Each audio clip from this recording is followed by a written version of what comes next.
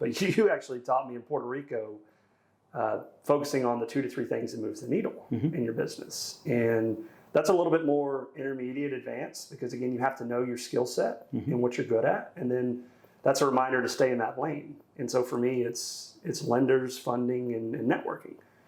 So if I just do one of those 3 every single day, I'm good. I don't need to work 8 hours on some days. I don't need to work 12 hours on others. If I just got a line of credit or private money, or I spoke with a lender, I contributed value to my partnership. Whereas you didn't hear me say acquisitions. You didn't hear me say dispositions. You didn't hear me say marketing. That's not what I'm good at. Yep. So I don't.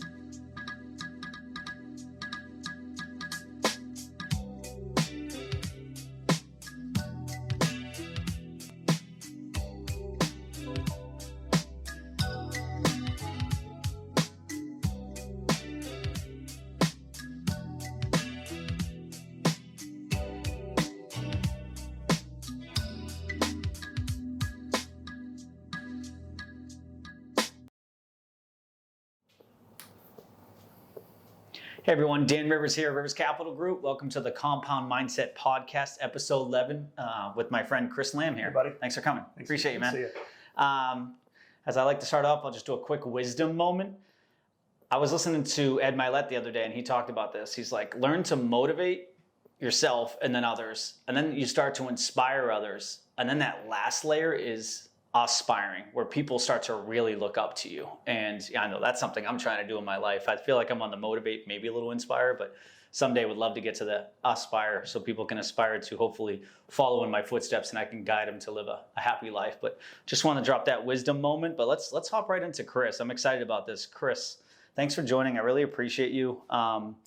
People know Chris as the leverage guy. Right. Yeah, the leverage guy, always talking about leveraging, credit, etc. But today we're going to really get to know who Chris is and how Chris ticks. And that's what we're trying to do out of these podcasts, really get to know people. We could talk about credit all day long, but I'm sure you're sick of it by now. So let's hop into this. Yeah. I like to ask people to start off, Chris. Who is Chris Lam? Yeah, that's a good question. So I would say, Chris Lam is, somebody that really focuses on credibility and reputation. Being a man of your word, honoring your commitments is a huge deal. It's something you and I share is if you say you're going to do something, do it. And so you only get one shot at the reputation. Yep. So you got to make sure you nail it on the front end. And, of course, I'm not perfect. No one is. But I would just say someone you can count on. Like if you need a friend, if you need someone to lean on, and I know we're going to get into more of that and how I can offer that to folks, but, I love working and helping people and talking about kind of non-business related things, talk about life, like how do we get better as human beings. So I always offer that to anybody that needs help.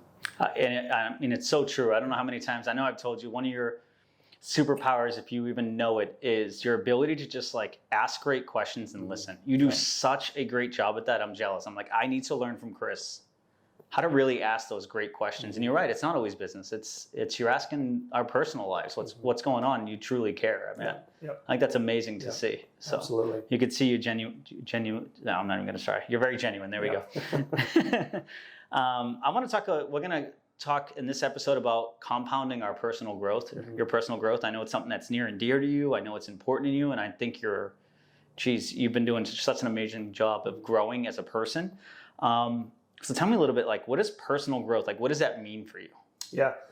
I would say, if you look at the Wheel of Life, the exercise we've done and all of our groups and meetups, it talks about different areas of your life, how you take measure and how you can account, from personal to financial, to spiritual, to family, but all of these different things. And when you're starting out, it's very intimidating. You're like, oh my God, I need to get in shape. I need to work out. I've got to be a business owner. I need to be there for my wife, my husband, my kids.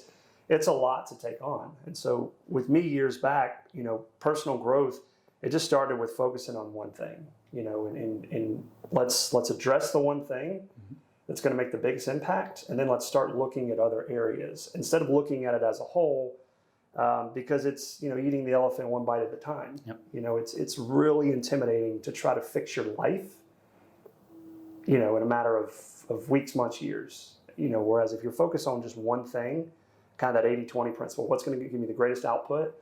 That's how I always looked at it for me, and my biggest like negative, my thing that I felt got in the way was alcohol, right? We talk a lot about vices in our lives and being young men, turning into men, becoming business owners, making a lot of money for the first time. Everything is disposable. Like you have access to any and everything, especially when you're making money. And with alcohol, for me, it really got in the way. And so that was my one thing. It's like, hey, if I can conquer that, I know that every domino in my life is going to fall in the right place. Yeah. And that's amazing. So those of you who know Chris or may not know Chris, Chris and I really met each other and started up our rise around the same time. But end of 2018, early 2019, at a breakfast meetup. We have a very similar it's going story. On 4 years. Yeah, that's pretty amazing. That breakfast meetup really is so powerful, wasn't it? It was. And back when I knew Chris back then, I mean, you were having a couple drinks, and it was just we were together. And then there was that January. When was it? January. It was 20. January 2020 1920. Yep. And I just remember you said, you were like, hey, let's not drink for a month. Yeah. Let's not drink for a month. And I was like, that's awesome. I did 1 month and then stopped. He kept going. But I just think it's been such an amazing turning point. And you've really opened up to me before about like how it's actually affected you in such a positive way. Do you mind diving a little bit deeper into that? Yeah, please. And I want to shine a spotlight on this, and I want you to ask questions. And as I mentioned before, I don't shy away from my soberness story. I love sharing that with people in hopes that it will motivate, encourage, inspire, at least bring the topic up for a lot of people, because I feel like we all struggle with something like alcoholism or, whatever vice or addiction there is. When we can talk about it openly without judgment, I think that that's the first step to trying to fix it. And so, if you look at alcohol from a 0 to a 10, 0 being sober, I don't drink, 10 being, I'm having issues, I need rehabilitation, I'm drinking every day, self-destructive. I was probably somewhere around a 5. Okay. Very normal. And so I share that with you because I don't want to belittle folks that are going through like serious rehabilitation, because the way I quit, I did it with self-will and power. The other person may need like professional help, and that's important to state. But it was one of those things that was, it was just getting in the way. I was maybe operating at 60%, where I was holding down a job. I wasn't drinking every day. I was a weekend warrior, but I would go out every Friday and Saturday, and I would rinse and repeat that every single week. So we'd go Friday, Saturday, Thursday, Friday, Saturday, Sunday. And I always say that, there's never any good decisions that happen when you're drinking. Never. Like name one good decision, long term, not short term, that has benefited or come out from consuming too much alcohol.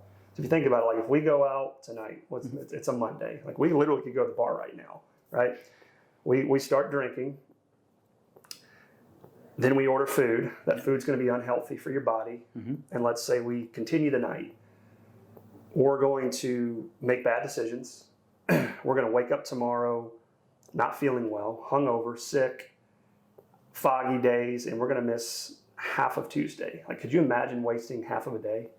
I couldn't. And not to mention the regret of not knowing what you said that was stupid the night before, or did that was dumb. Yeah. And so you got a physical, you got a mental, emotional, all those things are impacted. So imagine doing that every single week, like that vicious cycle. We've all been there, right? When you're in your 20s, like you don't know which way you're going. But that was just the feeling I kept having, and I knew that if I could quit and figure out a way that I could rule my world, but I was stuck into that for a very, very long time. And so, yeah. I just think it's amazing because like you said, I mean, there's different levels to this, and some people need help. So that's a little bit different. But I think a lot of people that we know have been in that cycle or in that cycle, and you consciously, I remember, because we talked about this, you said, I want to be the best version of myself. And this is the only way I can do it. I'm not just going to have, one beer. If I want to go and enjoy myself. So I'm just going to not have one beer and just, and it's someone that's around you a lot. It's amazing to see your change from January 2020 to now and the success that you have right now. And I'm assuming you owe a lot of that success to this one decision, correct? It is, and I say age, maturity, and you have to make that decision. No one else can. So I'll never push my sobriety onto anybody. You know, if they ask me, I will share and I will help them. But that's it. And I've had a lot of people reach out, but at 36, I quit drinking. At 38, my father passed and became a father in the same year. So big emotional year, and quit my job. Yep. And at 40, on track to make the most money we've ever made in our business, right? So there's no coincidence that has happened, Yep. right? And all of that stems back from, you said, you know, who is Chris Lam? And that's me. That is the person that I identify as, and I had to get rid of that in order to be able to achieve these things. And I remember before my father passed, he's a big hunter. He loves to go hunt. I can't stand it. I don't want to go hang out in the woods and shoot deer. Like, it's just not my thing, right? But because I was sober, I was present with my family and I was present with him, and I was able to go spend time with him. So there was a lot of things working behind the scenes that were kind of just gearing me towards that I look back on, that I was like, thank God, you know, I recognized that and I accepted it. Because if I was still in that foggy going out all the time, maybe I missed that birthday, maybe I missed that hunting trip, maybe I missed that camping trip, but it was never too late to catch up on that. And so, like, you know, how I did it was, you know, the end goal was never to quit. The end goal was just take 30 days off, like we talked about. So you could do anything for 30 days. If you and I had to go run 5 miles a day for 30 days, we would hate it, right? Those track workouts every day. Well, we could do it. We could do it. And we did it yesterday. Yeah. We could do anything for 30 days. And so what that does is you get immediate benefits, right? Just with anything. You diet, exercise, and not drinking, you get 30-day benefits, right? Then from there, in the past, I would always go back. So I'm like, oh, cool, I've earned it. I've earned my chance to go drink again. So in February, I said, let me go 30 more days. I just did it in 30-day blocks. So for people listening, maybe 30 days is a stretch. Just take a weekend off, take a day off, take a night off. For me, it was 30. Then the 60 turned into 90 days. I said, we had a trip to Mexico. Some friends were getting married, all inclusive, drinks, food, right? It's like, if I can survive that, day 90, like, I got a good chance here. Like, I'm getting that momentum, right? One step at a time. So I did 90 days, didn't drink, survived all-inclusive Mexico. Now I'm 90 plus days. So now, like, things are really starting to take shape and form. And what's really cool about when you quit, like, it's hard to explain, but I'm just going to share this with you, is the immediate is what you see. It's like, oh, I lost 5 pounds. I look amazing. But it's the years following that. And I'm telling you, man, when I quit and I went 12, 24, 36 plus months, like, the world works in your favor. The law of attraction and manifestation, the things that you can accomplish, it's almost hard to describe. Like, it is nothing short of amazing. And when I was mentioning all those things, that's because of it. And had I gone right back to it, those other things wouldn't have happened. So it's because it's the clarity. It is. It's you just see with such clarity right now because of what's going on. And I want to just say, first off, thank you for being vulnerable. I really appreciate that. I love when people can open up and talk about themselves, and that's what I really want this to be about, just getting to know people. Because guess what? Every successful person you see on social media or wherever you see them they have a story. They have a struggle. Yeah, they have a struggle. They have a story. Yeah. And one point I want to drive home here that you mentioned. A lot of times we always think we have to add something. I need to add this. I need to add that to be more successful. Yeah. This was a prime example of sometimes you just got to take something away. Omit something. Yeah. You're not adding it. You're taking something away, and that one little thing you took away, you're 10 times better for it now, 50 times better for it now. And like you said, you lost your dad all of a sudden. It wasn't, you know, a lot of times this happens, and you were able to not know at the time, but to build that strong bond with him before that happened. And that's a good feeling now. It is. Now you know where you're at. It is, absolutely. And, you know, there's a lot of people who can have a couple of glasses of wine a week or a relaxing drink. Like, this message is not for them. They don't have a problem. It's for people that struggle. It's for people that, and I've had several people out there reach out to me, like, privately all the time. How'd you do it? Walk me through it. And, you know, I love hearing that, because I know that if I can just be a sounding board, give them some advice. Hey, if I was able to do it, you can do it. If that's your struggle. It may not be. You can help people with other struggles. Someone has a gambling struggle. It's it's the same thing. It's, hey, stop now, stop for a day, stop for 3 days, stop for a week. It's the same message for that struggle. And you made another good point at the beginning of it, though. You have to want to overcome it.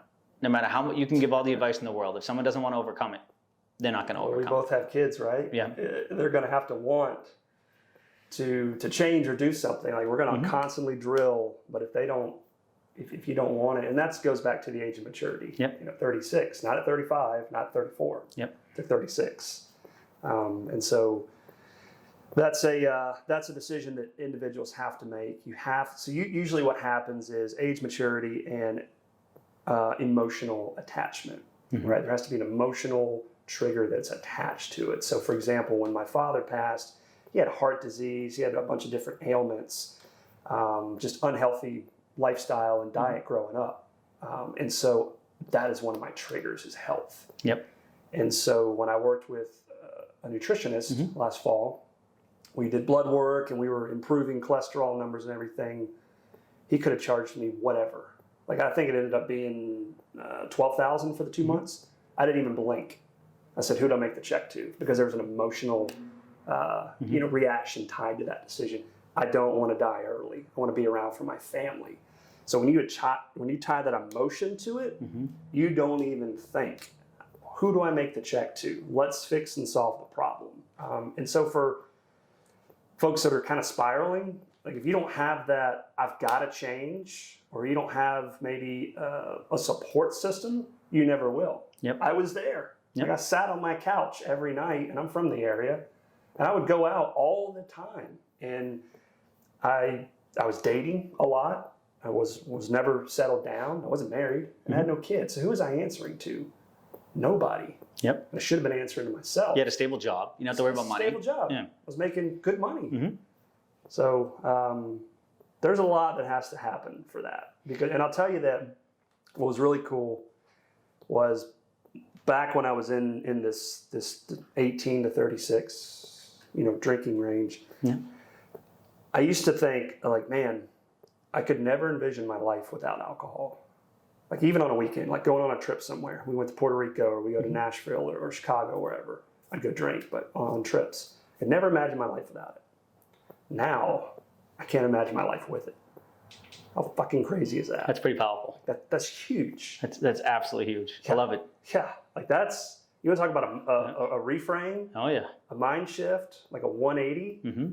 And so what replaced it was real estate. Because right around the time we met, right around the time I quit, you and I had started together. We were coming up together. We were growing together. So that success and that addiction to real estate, whether it's good or bad, replaced those really bad, negative, alcohol moments in my life. I'd say it's a good addiction. It is. Real estate. It is. Over alcohol. It is, right? Yes. I think that's a great trade. So, like, I never say never. Maybe I'll have a beer with my son, when he turns 18 or 21, whatever. The Heineken Zero tastes good. Same thing. There's non-alcoholic drinks out there. But, like, the very thought of having a sip of alcohol, like, it's just not even in my brain. Like, I still, every now and then, I could use one after a stressful day.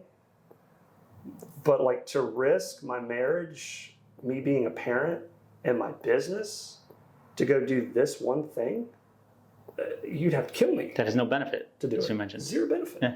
So, I really appreciate that. And that's where, I think it was Jim Rohn was talking about that third layer of when you really become an adult, it's responsibility. And you take responsibility for your actions. You're saying, I'm not going to do this because I know this is going to better my life. This is going to put me on the right trajectory. So you're taking responsibility for your life.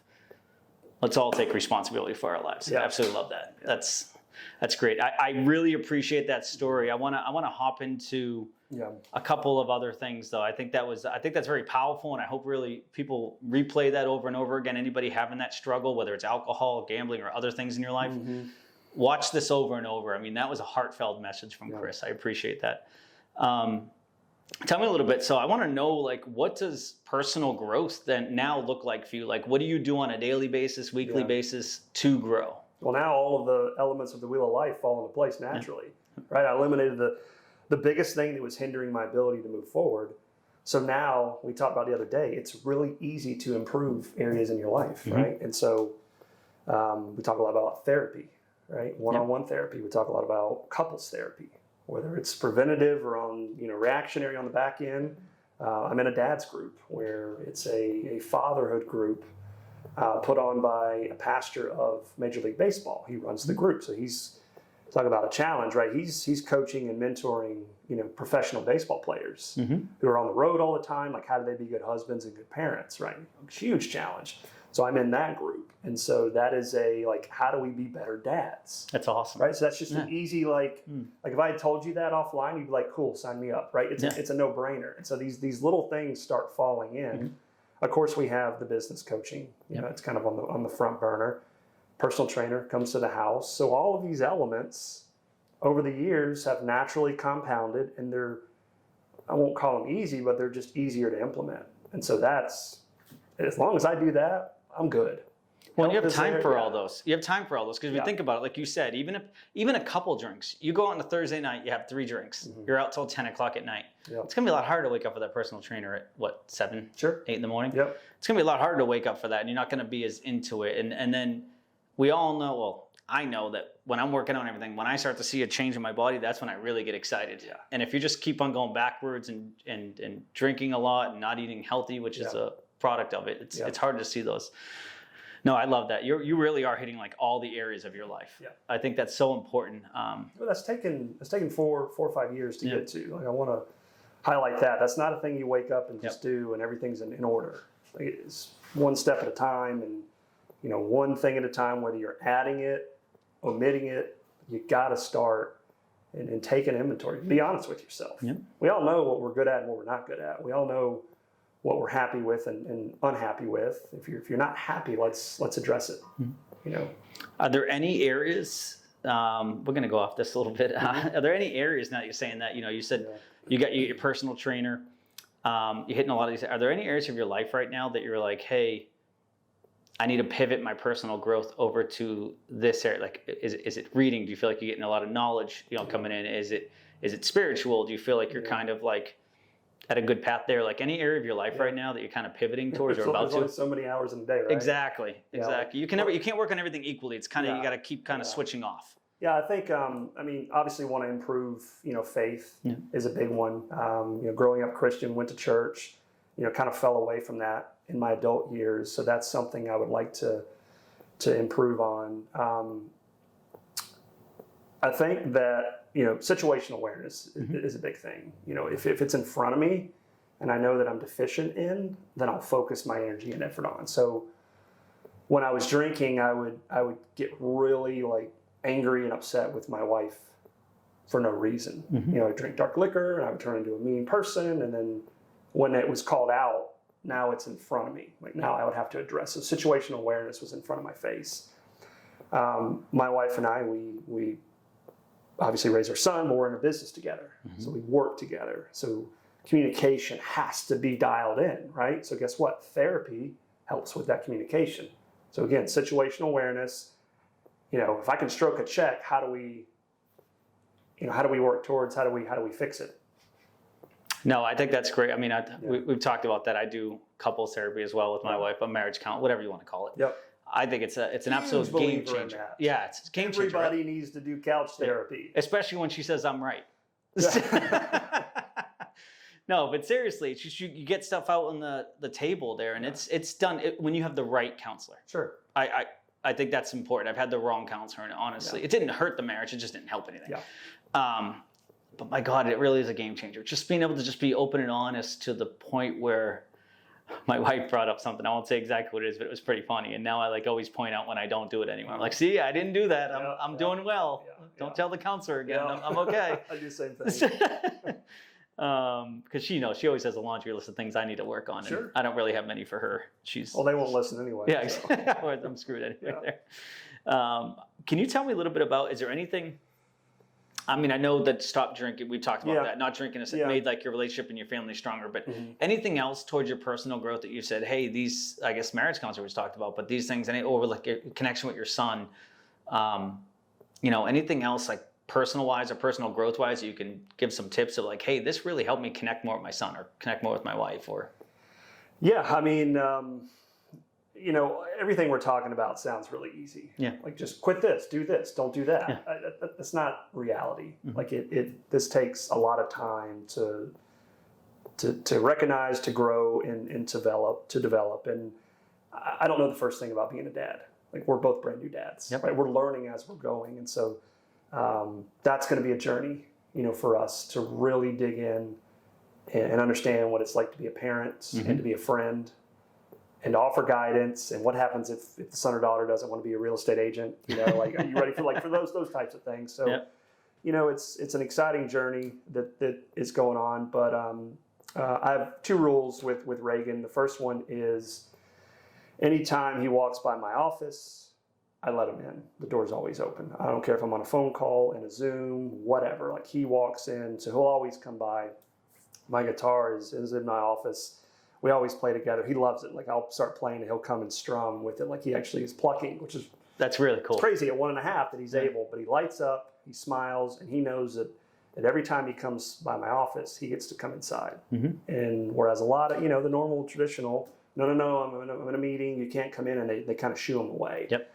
And then the second thing I learned in my men's group was, and as they get older, this will apply, but every time you go to the store, make sure you have someone in the passenger seat with you so you can spend one-on-one time with your children. So the first one that meets me to the door with their shoes on gets to go to the grocery store with dad. I love it. So I thought it was just a really cool, like, how do we spend time with them? Mm-hmm. So I think just getting the access to them and, just, I don't know how to be a dad. I'm learning, so just trying to be open Mm-hmm. and seek other counsel that can help me.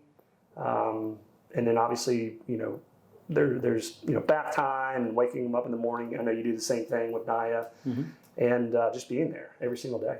I think that's what you said. It's just being a part of their life and being there and giving them the big hug. And I don't know, one of the turning points was, I don't know, maybe a month ago, Naya's really starting to hug now, like give a choking hug. And it was like the heart melting experience. Like, all right, I just want to hug you as many times as I can because I don't know when it's going to stop. She's already starting with her tantrum. So I'm like, all right, Terrible 2 started 18 months now. Yeah. But no, she's adorable. I got to spend time with her today. But it's those little things that I think we're doing it right. You get to build that bond and the daddy and I love that.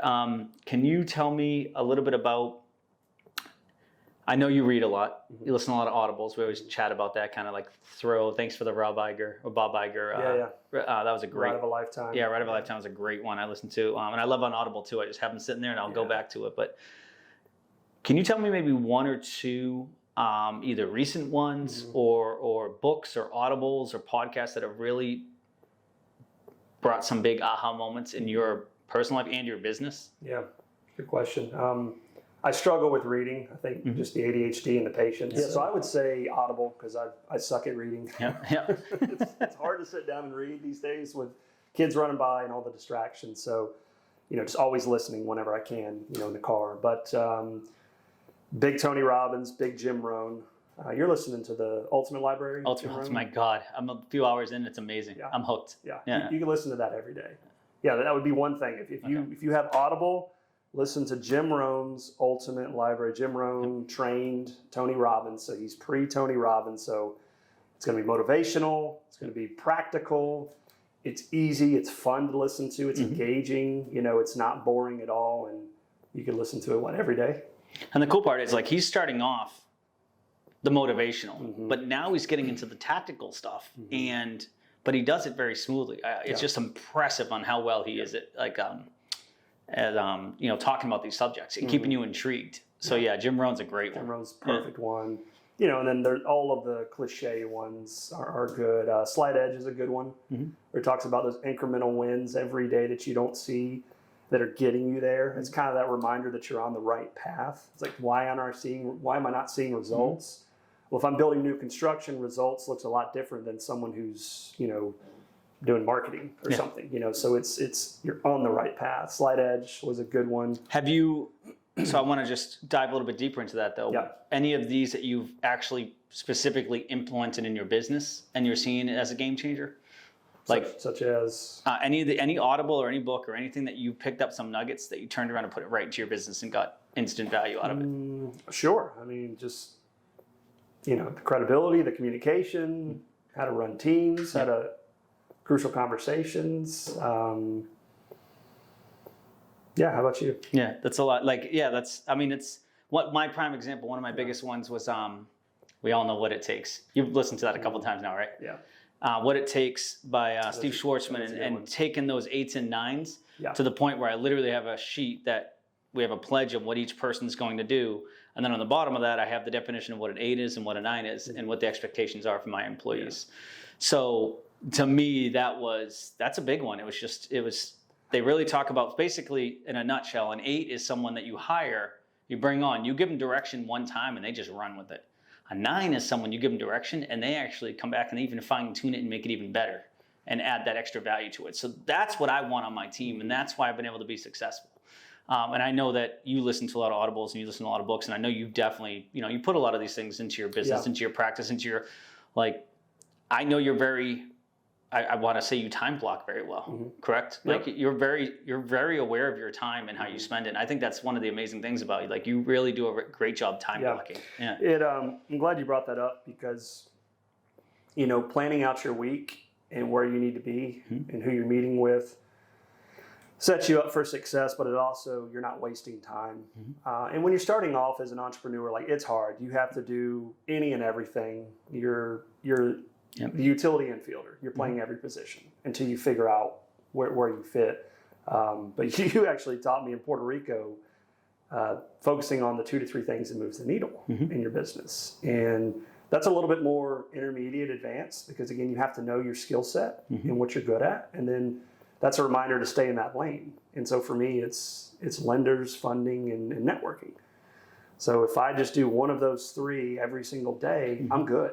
I don't need to work 8 hours on some days. I don't need to work 12 hours on others. If I just got a line of credit or private money, or I spoke with a lender, I contributed value to my partnership. Whereas you didn't hear me say acquisitions. You didn't hear me say dispositions. You didn't hear me say marketing. That's not what I'm good at. Yep. So I don't need to focus on that. So I think as you're growing as a business owner, figuring out where your skill set is, and that'll take time. That takes years. That's a process. Yep. And then you stick within those 2 to 3 parameters. Then you're building your man hours around that, as opposed to just going in every direction. Yep. So that's something that's really helped. So if it's like today, I had to go to Wells Fargo and open up 6 checking accounts, and I was fucking miserable. To me, that's a waste of time, but it's really not. Another tip my therapist said, you'll like this, is, crossing from the W-2 to the full-time business owner. You knew that was a challenge, right? That was tough. Basically being told what to do, where to go, what meeting, to basically now you could play golf all day or do nothing or work, whatever. And so that was a transition. And we talk about, value add, revenue producing hours. And for me, going to the FedEx or the UPS store, I'm like, why am I doing this? To go notarize something. And I was explaining this to my therapist, and I said, it just puts me in a negative mood. I'm in my car, I'm not really going to make money, and I feel like I'm wasting an hour. How do I reframe it? And I ended up going to get a $100,000 promissory note notarized from an investor. It was going to allow me to give that person the paperwork for them to give me $100,000 for my next deal. So really, that's $100,000 hour-long spent. Exactly. And so when the therapist reframed it that way, I'm like, oh wow, that's really powerful. Now that may not apply every time, but in that scenario it did. So now in my mind, going to the UPS store isn't such a waste if there's a bigger value or benefit in me doing that activity. So going back to the bank today, we're closing on four lots this Friday that we're going to be building houses on. Congrats. Thank you. And hopefully we're going to make some good money, right? So that's an activity well spent. But anything outside of that, I'm not doing it. Well, and you get to, there's an ancillary benefit here. Yeah. What'd you listen to on the way to Wells Fargo? Jim Rumble to the library. There you go. Yeah. So it's true. Oh, that's funny though. Yeah. But you got to listen to and you grew your knowledge as you're going, So it's another another mood I'm in, right? Yeah. But I think it's I think it's important what you just said, though. Is now you know what partner to choose. Your partner, Nick. Yeah. He's the acquisitions, the dispo, he's got that down pat. Right. That's why he's a good partner. Yeah. So not only knowing what your superpowers are helps us know what we should be doing, but also who we should be partnering with or hiring. Yeah. When I bring on someone, my team and I now say, hey, these are the things we need to do. Mm-hmm. Let's make sure the people know that I just brought on someone. He's an investment analyst. He needs to be able to be an expert at analyzing deals, an expert at acquisitions, and understand all things real estate. It's like, so those three things, we figured out, like, hey, you do those three things extremely well. That's it. All I'm asking you to do. Yeah.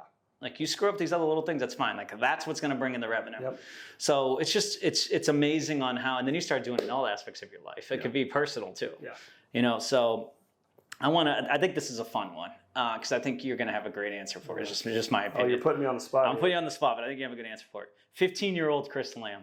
Oh, man. What are you telling him right now? So I was a train wreck. Okay. The only thing that kept me out of trouble was playing basketball, high school basketball, so I had some type of sports. You know, I didn't get married at 36, so my rule is no man in their 20s should ever get married. Yeah. Ever. Like state law, federal law, minimum 30. Like I'm writing my trust for my son to, I don't know, 30, 35, and 40 phases. Actually going to sign this week. So I was a very, very immature person. Yep. Me too. Yeah. Yep. Very, very immature. And I think that really hindered my ability because I was just aimlessly going through life at that point. Mm-hmm. No set direction, no goals. And one could say that, you know, that comes from the home life. Right? You're maybe not having that strong force that you're going to do this, you're going to do that. It's a different lifestyle growing up now than it is for our kids these days.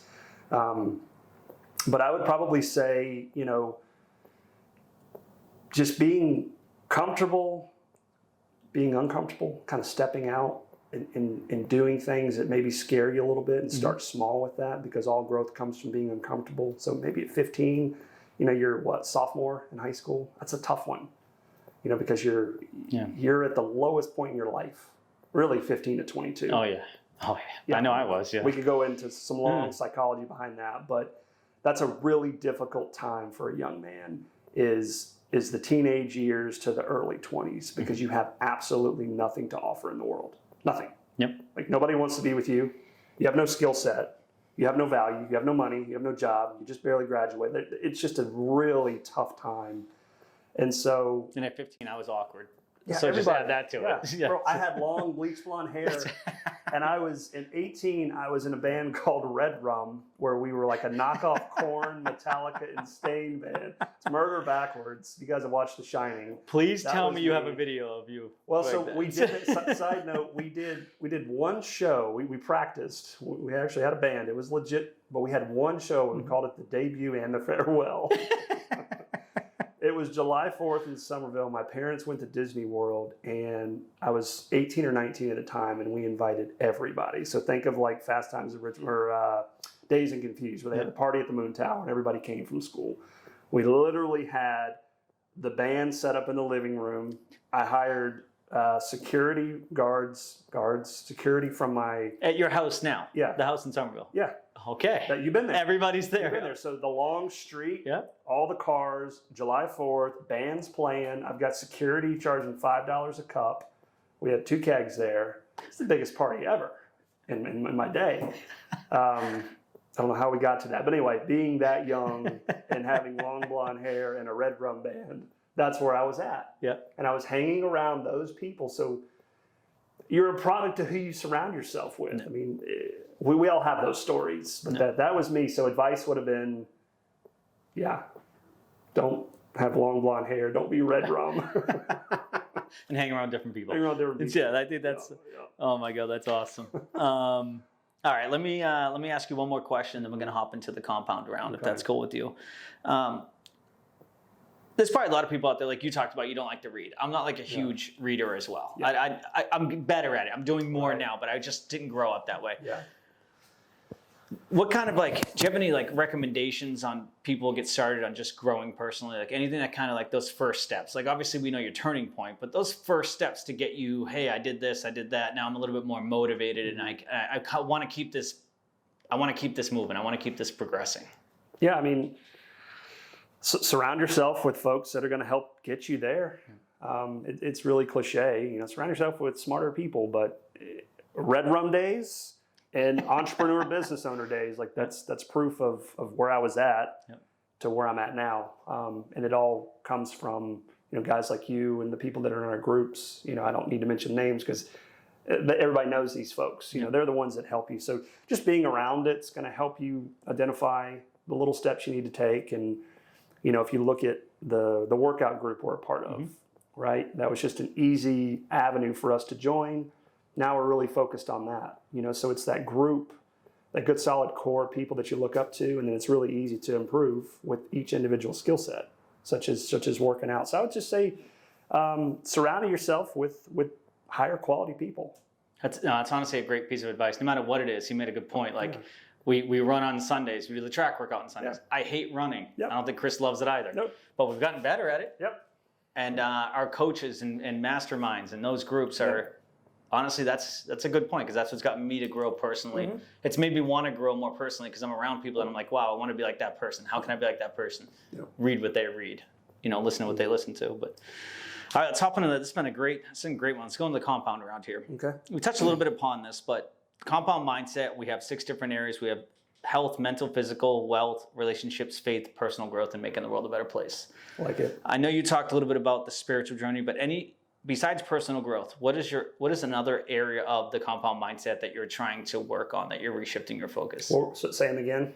We got health, whether it's mental or physical. Okay. Wealth, relationships, spiritual, personal growth, and making the world a better place. It's pretty much the circle wheel of life. Exactly.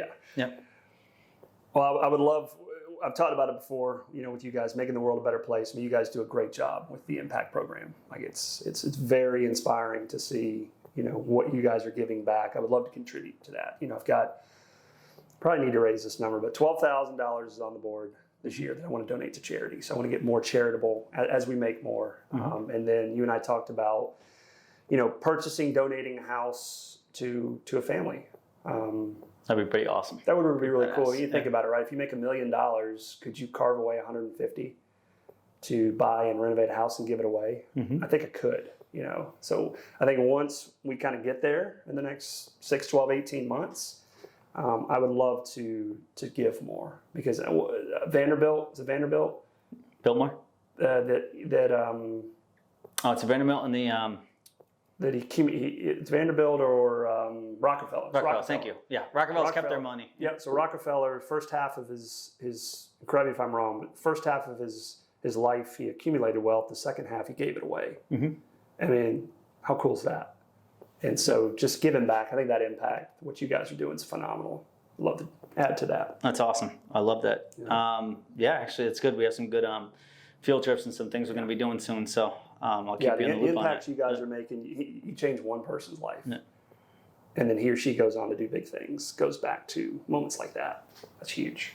It's contribution, man. Yeah. Contribution is such a huge point in life to fulfill that happiness. These kind of flow hand in hand on these ones, but what is your, success comes in different levels. Like you can be successful here, as we all know. Like my definition of me being successful 10 years ago to now is different. It's just levels. Yeah. So where's your level of success right now? That next big jump that, hey, if I hit this, that's my next level of success.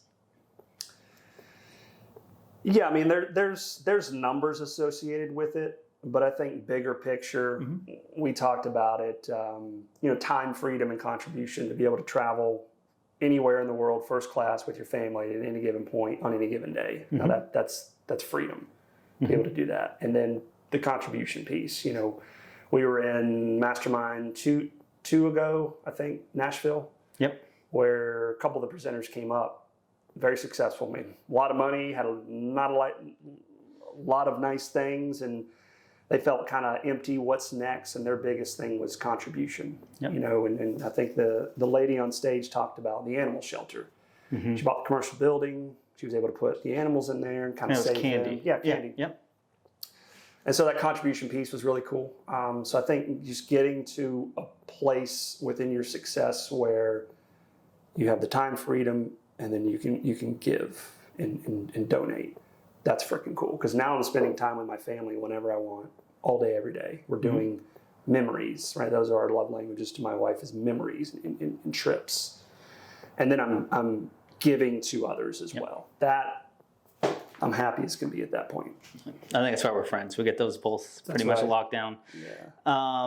And Candy Valentino, actually, Wealth Habits. I've been reading her book. It's awesome. You read it? Book. Yeah, I haven't read it. I'm almost done with it. It's pretty good. Cool. They even give some tax tips at the end. But so tell me a little bit about your why. I know we talked a little bit about the travel there, but like, what are your whys? Yeah, it ties into the answer I just gave you. Yeah.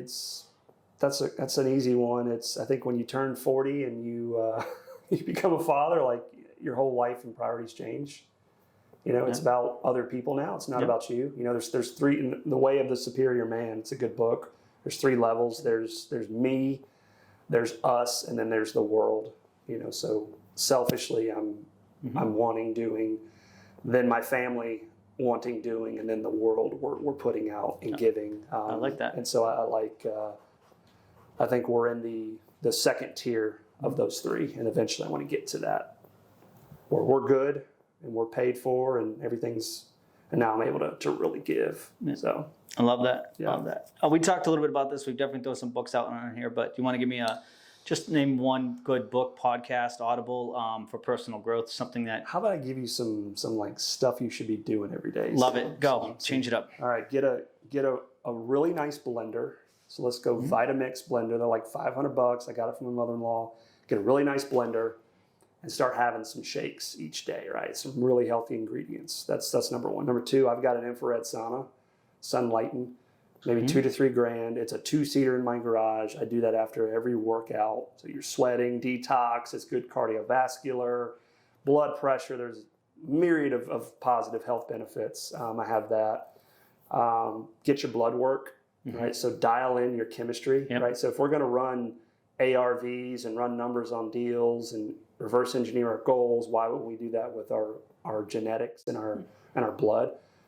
Once I knew I had really shitty cholesterol, which by the way I learned cholesterol is 80% hereditary. Do you know that? Wow, no, I did not know that.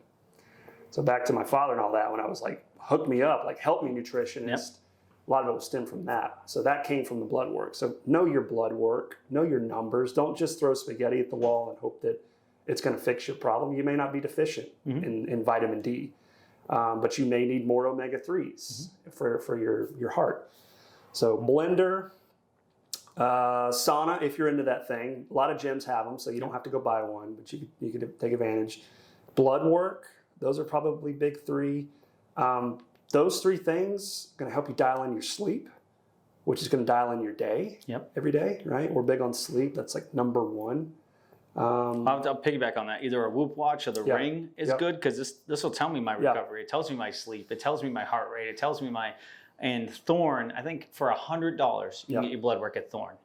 It's not like it's that expensive, and it really tells you all that. Like you said, your cholesterol, you might be working on your cholesterol, and your cholesterol's fine. Like there's no reason to. I think those are some, I'm glad you went that route. Those are some great tips right there. Yeah, I could tell you books all day, but really, the health and the mind, those are 2 big areas. Those are game changers. Yep, absolutely. No. I appreciate it. Again, I really appreciate your time today. I appreciate you being open. Thanks for having me. Yep. I appreciate everything you talked about, and I really enjoyed it. Yeah, man. Thanks. Appreciate it. Thanks, buddy. Yep.